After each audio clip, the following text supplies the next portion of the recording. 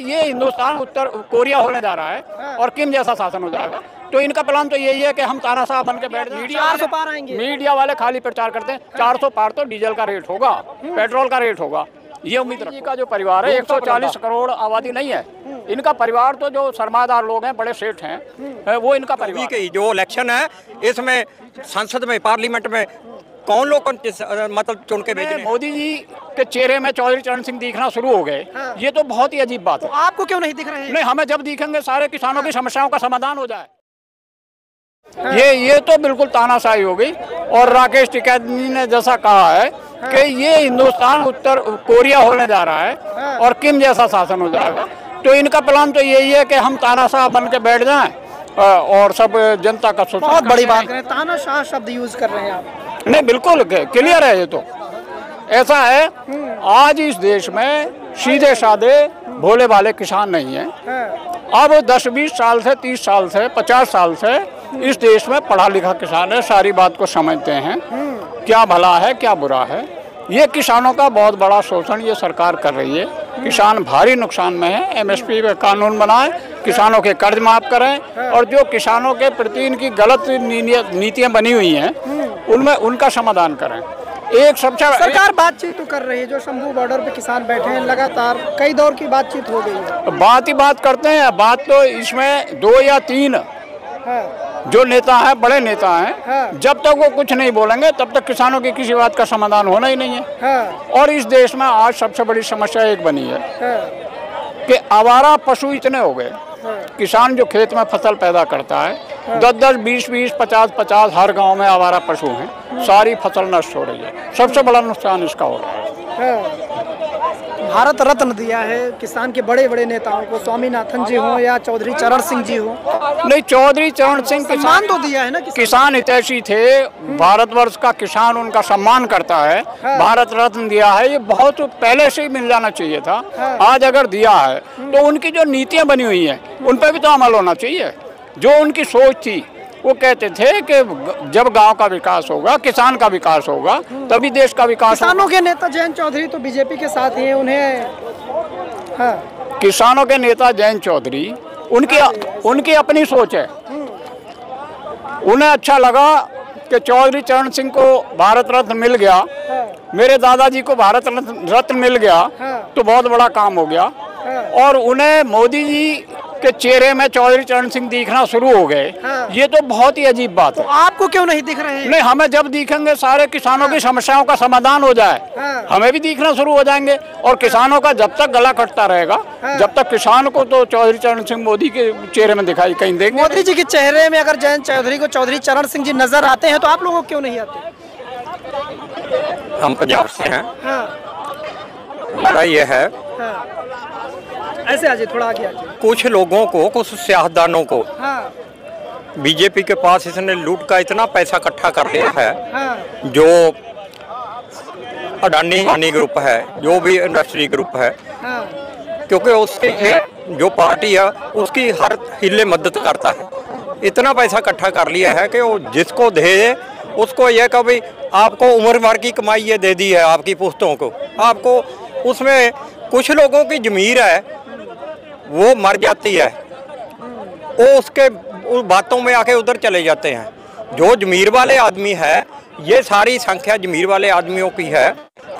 ये शंभू बॉर्डर पे किसान डटे हुए हैं, उन्हें दिल्ली नहीं आने दिया जा रहा है। आप लोग दिल्ली में आए, महापंचायत किए, लगता है कुछ हासिल होगा? जो शंभू बॉर्डर पे किसान डटे हुए हैं, वो किसान, वो भी किसान है, हम भी किसान है। क्योंकि जथेबंदी सवाल था, कुछ हासिल होगा इससे हासिल तो होगा। जब भी कोई लड़ेगा, कोई भी कैटेगरी हो हिंदुस्तान में, जिसके साथ धक्का होता है, जिसके साथ अन्याय होता है, जब वो स्ट्रगल करेगी, लड़ेगी, तो हमारा पूर्ण विश्वास है वो प्राप्ति करेगी। प्राप्त होगा। 2024 से पहले, चुनाव से पहले, यानी दबाव बनाने का मकसद है? नो, दबाव बनाने का मकसद नहीं है। ये पूरे हिंदुस्तान के किसान को, मजदूर संगठन को, जो भी मेहनत का लोग हो, उसको जागरूक करने का प्रयत्न है।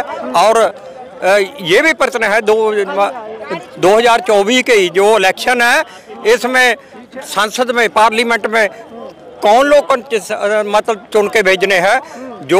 ये जो निर्धन लोग है, जो मेहनत कश लोग है, जिनकी मतलब प्रधानमंत्री जी कहते हैं जो 140 करोड़ आबादी है देश की, वो हमारा परिवार है।